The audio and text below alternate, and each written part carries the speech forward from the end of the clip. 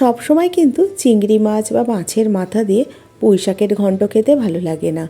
আজকে নিরামিষ পুঁই শাকের ঘন্ট বানিয়েছিলাম, সেই রেসিপি আপনাদের সাথে শেয়ার করে নিচ্ছি। প্রথমে বেশ কিছু সবজি কেটে নিয়েছি, মিষ্টি কুমড়ো, রাঙা আলু, সিম, বেগুন আর আলু।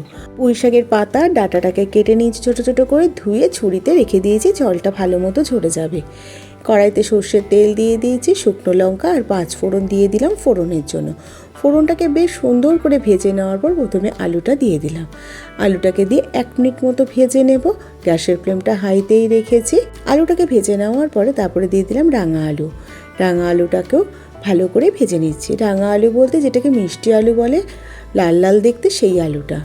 বেগুন দিয়ে দিলাম, কুমড়ো, সিম, একবারেই সমস্ত সবজি দিয়ে দিলাম। এবার গ্যাসের ফ্লেমটা হাইতেই রেখে দিয়ে 3 থেকে 4 মিনিট ভালো করে নাড়াচাড়া করে নেব। এই সবজিটা রান্না করার সময় কিন্তু কোনো জল ব্যবহার করার প্রয়োজন নেই।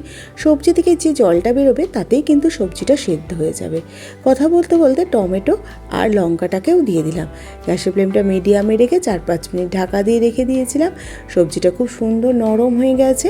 এবার আগে থেকে ধুয়ে পরিষ্কার করে কেটে রাখা পুঁই শাকটা দিয়ে দেব। সমস্ত পুঁই শাকটাকে একবারে দিয়ে ঢাকা দিয়ে রেখে দেব, পুঁই শাকটা একটু নরম হয়ে যাওয়ার জন্য। পুঁই শাকটা নরম হয়ে গেছে, এবার নাড়াচাড়া করে নিচ্ছি। আমি কিন্তু এখনও নুন হলুদ কিছুই ব্যবহার করিনি। প্রথমে যদি নুন হলুদ ব্যবহার করা হয় তাহলে অনেকটা জল বেরিয়ে যাবে, তখন রান্নাটা অনেকটা অসুবিধা হয়ে যাবে। এবার পরিমাণ মতো নুন, হলুদ আর সামান্য একটু কাশ্মীরি লাল লঙ্কার গুঁড়ো দিয়ে দিলাম। এবার ভালো করে নাড়াচাড়া করে নিচ্ছি, গ্যাসের ফ্লেমটা হাইতে করে দিয়ে 2-3 মিনিট নাড়াচাড়া করে নেওয়ার পর ঢাকা দিয়ে রেখে দেবো, গ্যাসের ফ্লেমটা মিডিয়ামে রেখে। প্রায় 3-4 মিনিট পর ঢাকাটা খুলে নিলাম। দেখুন কতটা জল বেরিয়েছে। এই জলে কিন্তু সমস্ত সবজি সেদ্ধ হয়ে যাবে। এক্সট্রা করে জল দিলে কিন্তু সবজিটা একটু পানসা হয়ে যেতে পারে।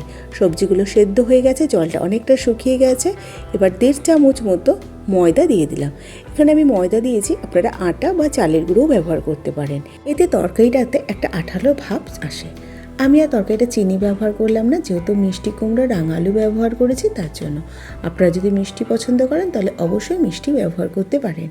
রান্নাটা হয়ে গেছে, বেশ কিছুক্ষণ স্ট্যান্ডিং টাইমে রেখে দিয়ে সার্ভ করে দিলাম। একবার এইভাবে সম্পূর্ণ নিরামিষ পুঁই শাকের ঘন্ট বানানোর অনুরোধ রইল। খেতে কিন্তু দুর্দান্ত লাগে গরম ভাতের সাথে বা গরম গরম রুটির সাথে। তাহলে আজকে এই পর্যন্ত, আবার হাজির হয়ে যাব নতুন কোনো রেসিপির সাথে। ভালো থাকবেন, সুস্থ থাকবেন, ধন্যবাদ।